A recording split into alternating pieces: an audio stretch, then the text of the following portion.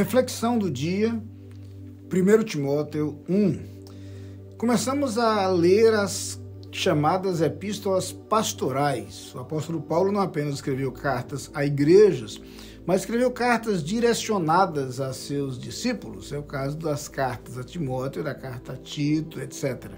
Na verdade, nessas correspondências, o apóstolo Paulo dá instruções especificamente direcionadas à vida de líderes em processo de formação.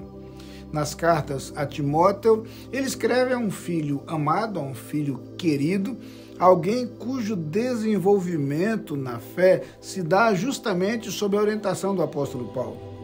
Curiosamente, encontramos ensinamentos nessas epístolas que são válidos para a igreja de um modo geral, que são válidos especificamente para os crentes de forma individual, mas, sobretudo, instruções para aqueles que exercem posição de liderança ou almejam exercê-la.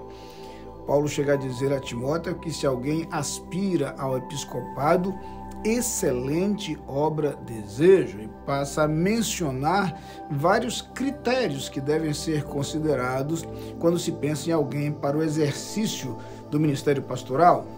Esse primeiro capítulo traz uma saudação inicial, mas entre outros assuntos faz referência à graça de Deus. Paulo menciona aquilo que é a base, o fundamento da mensagem do Evangelho, que é a ideia da salvação pela graça.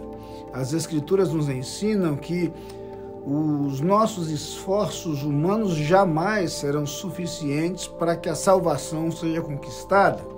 Como todos somos pecadores, e se nos é impossível alcançar com nossos méritos o perdão, a compensação dos nossos pecados, o Evangelho propõe uma salvação gratuita.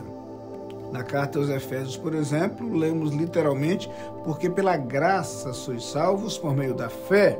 Isso não vem de vós, é dom de Deus, não vem das obras para que ninguém se glorie.